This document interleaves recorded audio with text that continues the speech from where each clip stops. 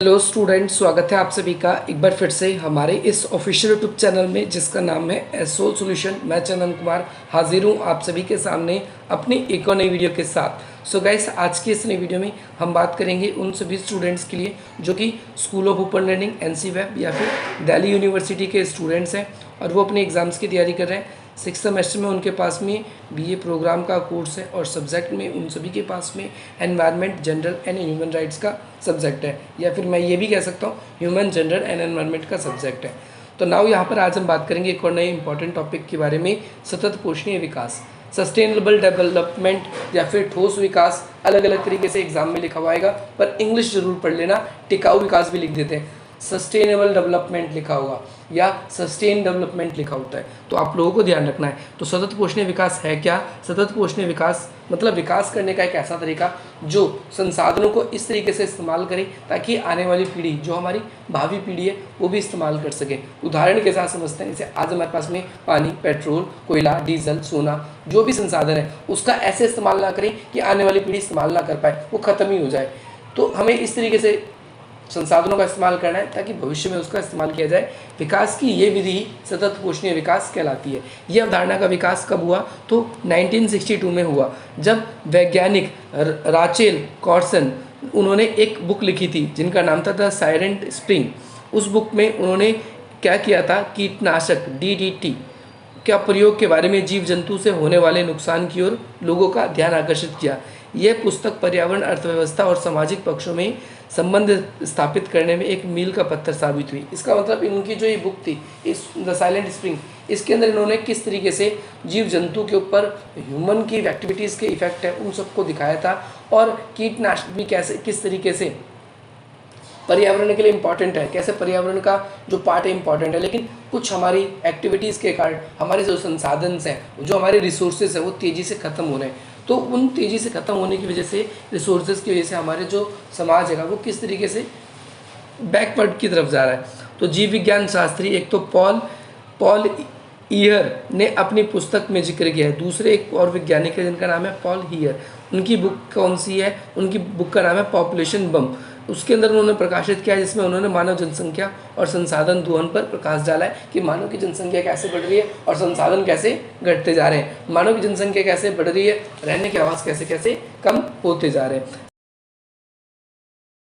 इसके अलावा हम देखते हैं आगे, इंस्टीट्यूट ऑफ टेक्नोलॉजी की तरफ से युवा वैज्ञानिक का समूह था जिसका नाम था क्लब ऑफ रोम। ध्यान रखना है, क्लब ऑफ रोम के बारे में बात करें, सबसे इंपॉर्टेंट क्वेश्चन है इस पूरे क्वेश्चन का, ये आपको ज़रूर मेंशन करना है कि क्लब ऑफ रोम ने क्या किया था। उस समय अपनी एक रिपोर्ट दी थी, उस रिपोर्ट का नाम था लिमिट्स ऑफ ग्रोथ, यानी विकास की क्या सीमा होनी चाहिए। इसमें उन्होंने ये बताया और पूरे विश्व को हिला के रख दिया कि किस तरीके से हम संसाधनों का दोहन कितनी तेज़ी से कर रहे हैं और भविष्य में इसके लिए बहुत से गंभीर परिणाम निकल सकते हैं। इसके बाद में आगे चल के स्वीडन की एक राजधानी है जिसका नाम है स्टॉकहोम, वहाँ पर इन्होंने क्या किया, संयुक्त राष्ट्र संघ का एक सम्मेलन हुआ और वहाँ पर विश्व समुदाय पर, विश्व स्तर पर सबसे पहली बार पर्यावरण के संरक्षण को लेकर सबसे पहले बात उठी।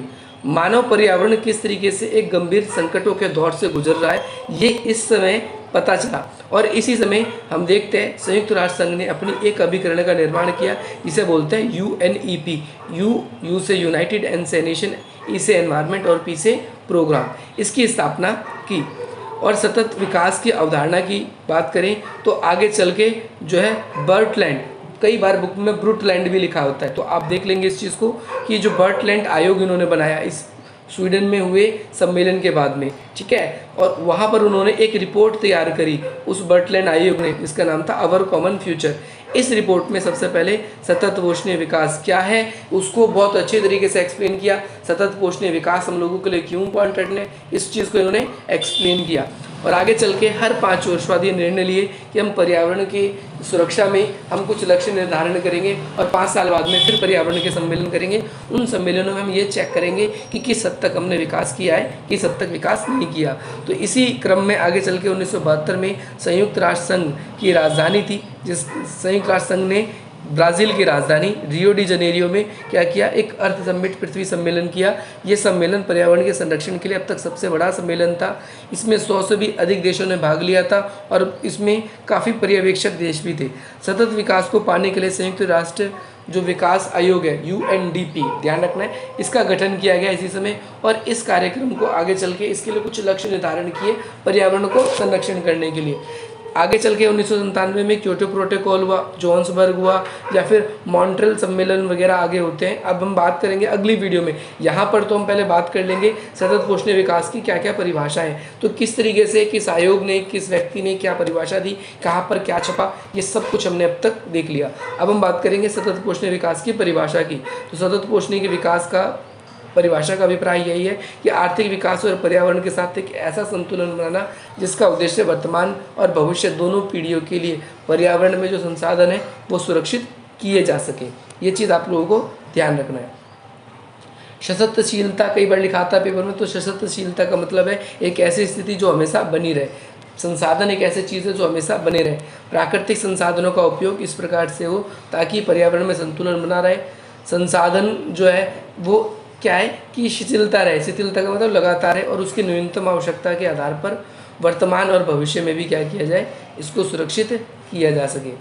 बर्टलैंड आयोग के अनुसार भविष्य की पीढ़ी की आवश्यकता की पूर्ति की बिना समझौते किए हमें उनकी आवश्यकताओं का ध्यान रखना होगा और हमें उनकी आवश्यकताओं के लिए संसाधनों को छोड़ना होगा। विकास तभी सतत या फिर लगातार बना रहेगा।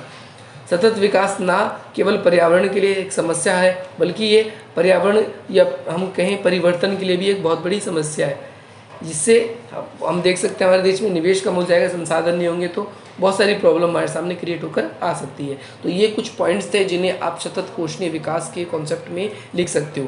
इसके अलावा एक पॉइंट आप ये भी समझ लो, सततशीलता एक ऐसी आर्थिक उन्नति है जो पृथ्वी में सीमित संसाधनों को नष्ट किए बिना, क्योंकि आपको पता है मिट्टी है, मान के चलो, तो मिट्टी को बनने में आपने ज्योग्राफी पढ़ी है तो आपको पता है कि हज़ारों वर्षों का समय लगता है। लेकिन हम देखें तो अगर आज हम सारी मिट्टी हमारी लवड़ियाँ करते हैं, हम सारी की सारी मिट्टी को यूज़ कर ले, हम सोचे इतना उत्पादन कर लेते हैं कि किसी ने सोची भी ना होगी, हम इतना उत्पादन कर लें कि बहुत सारा हमारा सारा संकट चला जाए। लेकिन ऐसा नहीं हो सकता ना, भविष्य में फिर वो ज़मीन यूज़ लाइक बचेगी नहीं तो करोगे क्या, फिर विकास कैसे होगा। तो फिर इस वजह से हम ये देख सकते हैं कि विकास इस तरीके से हो ताकि भविष्य की आने वाली पीढ़ी भी उसका इस्तेमाल कर सके। तो भाई सतत पोषणीय विकास का उद्देश्य क्या है कि भाई जाति, धर्म, भाषा, क्षेत्रीय, इन में से किसी भी आधार पर लोगों का भेदभाव ना हो और लोग अधिक से अधिक क्या करें, विकास करें। इसमें कुछ पॉइंट्स है। सबसे पहला है पृथ्वी को प्राकृतिक संसाधनों के दुरुपयोग से बचाना। सबसे पहली बात ये, दुरुपयोग ना हो प्राकृतिक संसाधन का। दूसरा, एक ऐसी वैज्ञानिक तकनीक का खोज करना जो पर्यावरण के रूप में कार्य करे और पर्यावरण और मनुष्य के बीच में संतुलन स्थापित करने का कार्य करे।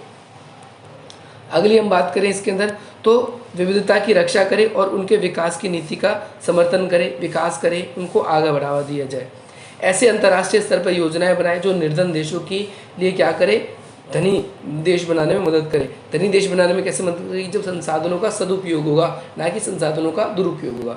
अगर संसाधनों का दुरुपयोग होगा तो फिर कहीं ना कहीं समस्या खड़ी हो जाएगी। होपफुली आज की यही वीडियो थी, आप सभी को वीडियो पसंद आएगी। अगर आप लोगों को ये वीडियो पसंद आए और आप हम लोगों से कनेक्ट होना चाहते हैं तो इस नंबर के थ्रू आप उनसे कनेक्ट हो सकते हैं। डिस्क्रिप्शन बॉक्स में कुछ आप सभी के लिए वेरियस और इंपॉर्टेंट लिंक दिए गए, उन लिंक्स के थ्रू आप हमसे जुड़ सकते हैं, हमारे चैनल को सब्सक्राइब कर सकते हैं। अगली वीडियो जैसे ही आप सभी के लिए आएगी उसका नोटिफिकेशन आप सभी को आएगा। इसके अलावा अल्टरनेटिव यूट्यूब चैनल भी है, उसका लिंक भी डिस्क्रिप्शन बॉक्स में। चलिए ज़्यादा देर न करते हुए आज के अपनी इस वीडियो को हम यही विराम देते हैं। मिलते हैं हम आपसे अपनी अगली वीडियो में।